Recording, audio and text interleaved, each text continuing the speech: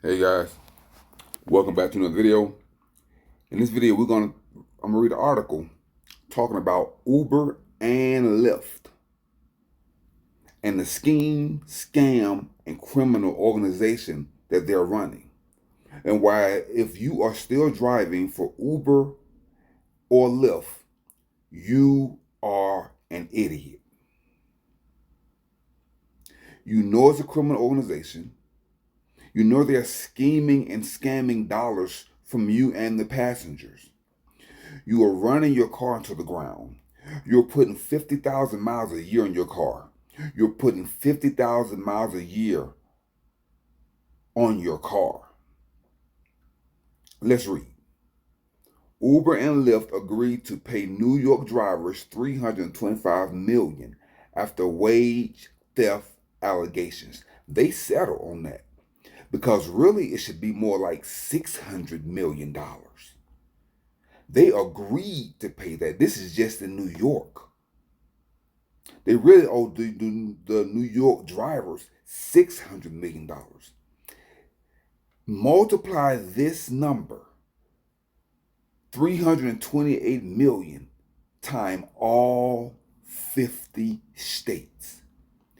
That's what they owe. Matter of fact, let's do the multiplication. Hold on, guys. Okay, guys, let's find out together. 328 million times 50.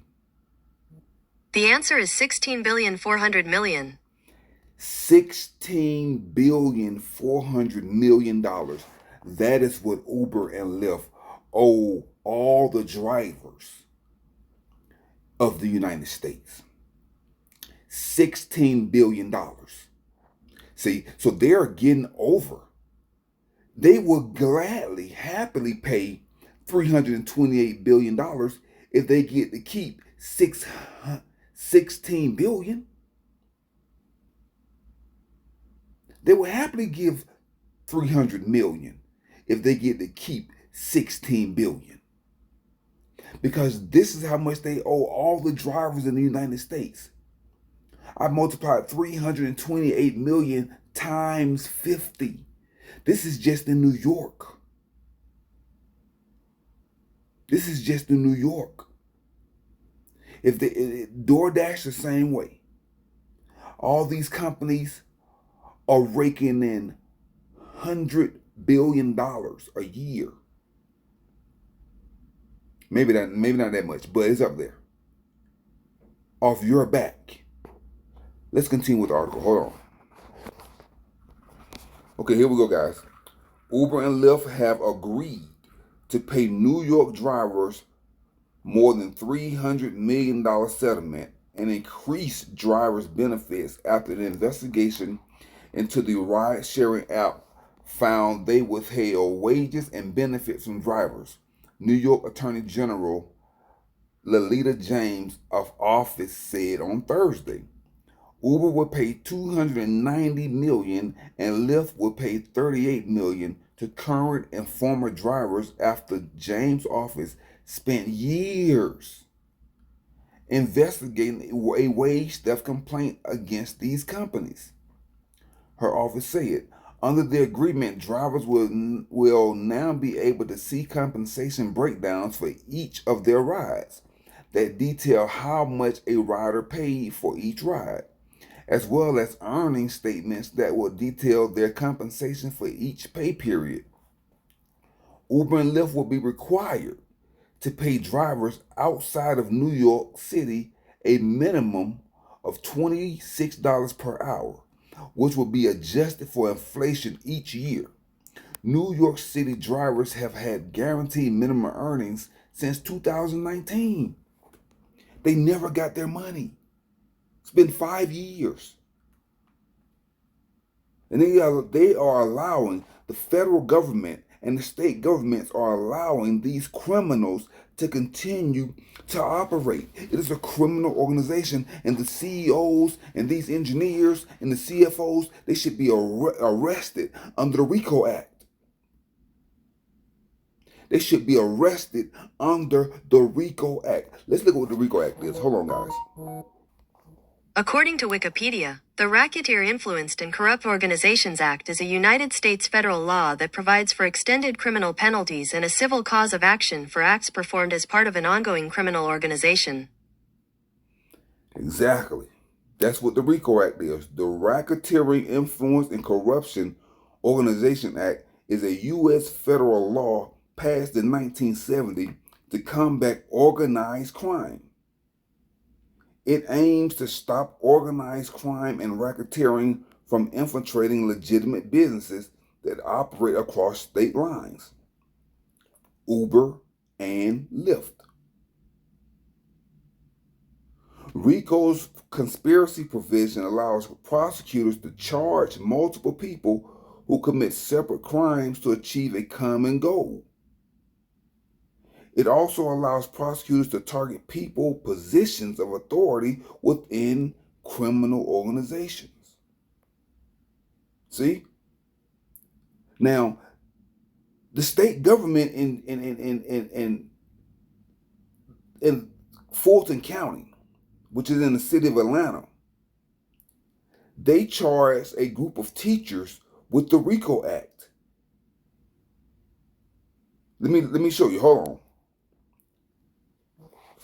Teachers charged with RICO Act in Atlanta. Here it is right here, guys. 178 educators were implicated in correcting answers entered by students. Of these, 35 educators were indicted, and all but 12 took plea deals. The remaining went to trial. The size of the scandal has been described as one of the largest in United States education history. All these teachers were charged with the RICO Act. Georgia cheating scandal, 11 teachers found guilty. Here it is, guys. Look. Georgia cheating scandal, 11 teachers found guilty of racketeering. Teachers. Now, did they do something wrong? Yes, they did. They were pressured to improve the scores of their school systems, and they did something wrong. But does it rise to the level of RICO? RICO is designed to rein in criminal organizations from the mafia. It was designed for the mob, for the mafia. That's what it was designed for. But they used it on these teachers. This was in 2015, 10 years ago. 11 former Atlanta public school teachers accused of participating in a test cheating conspiracy that drew nationwide attention have been convicted of racketeering charges. The verdict in the case were announced Wednesday in a Georgia courtroom. Only one of the 12 educators on trial, Desi Curb, was acquitted of the racketeering charge. See that? But you got these apps, DoorDash, Instacart, Uber, and Lyft. They doing way worse than what these teachers did. Much worse. They're not charging them with the RICO. They're not hitting them with the RICO. So they're going to continue to do it. Hold on, guys. So let me read a little bit more. It says 10 of the defendants were taken into the custody right away. These were teachers. They didn't kill anybody. They didn't steal from anybody. They didn't steal any money. They didn't kill and they didn't harm anyone. Were the students harmed? I guess they were, just like they was harmed by their parents who failed to make sure that they was reading and writing properly. If you can charge the teachers, you can charge the parents. It's the parents' responsibility to teach the children. The teachers were under pressure to improve the test scores or lose their jobs. I'm not defending them. All I'm saying is it did not rise to the level of the mafia who murder people. who extort people, prostitution, drugs, running numbers, extortion, blackmail, frame, murder. That's what the RICO Act was for. This is what the judge said. They have made their bed and they're going to have to lie in it, and it starts today, said Judge Jerry Baxter. A grand jury indicted 35 educators in March 2013. Many reached plea agreements with prosecutors. The educators said they faced pressure from supervisors, including former Superintendent Beverly Hall, to inflate student scores to show gains in student achievements. Hall was supposed to be tried along with the others, but her lawyer successfully argued she was too sick to help her own defense. She died a month later from breast cancer. The longer wait, and she was the one that was pressuring them, and she did, and she died. The long-awaited verdict comes 6 years after the allegations from first became public, when the Atlanta Journal-Constitution raised questions about the altered answers on standardized tests at a number of Atlanta public schools. After 6 months of testimony from 164 witnesses, jury deliberations began on March 19th. The Atlanta case is one of the largest school cheating scandals in U.S. history. 2 years ago, in March 2013, 35 people were indicted. Since then, 21 have made plea agreements and 2 have died of cancer. By the end of this month, a dozen remain awaiting the verdict from the jury. They cheated, they lied, and they stole. John Floyd, the prosecutor, told the jurors in this closing statement. One teacher was acquitted.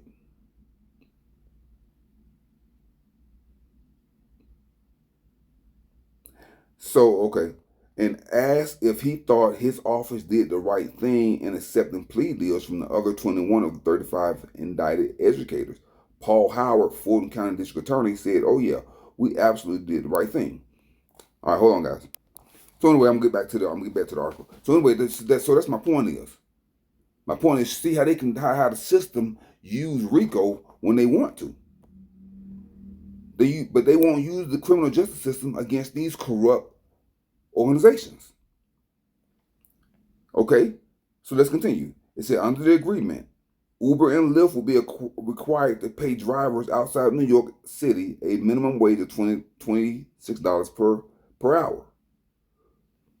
Drivers will also receive guaranteed paid sick leave after James' investigation found both companies failed to give their employees sick leave, which was required under state and New York City law. Moving forward, for every 30 hours a driver works, they'll be able to earn 1 hour of paid sick leave in the state, James' office said, with a maximum of 56 hours of sick leave a year. In a statement, Lyft called the agreement historic and said it would grant drivers new benefits and allow them to keep their flexibility. That's what they say.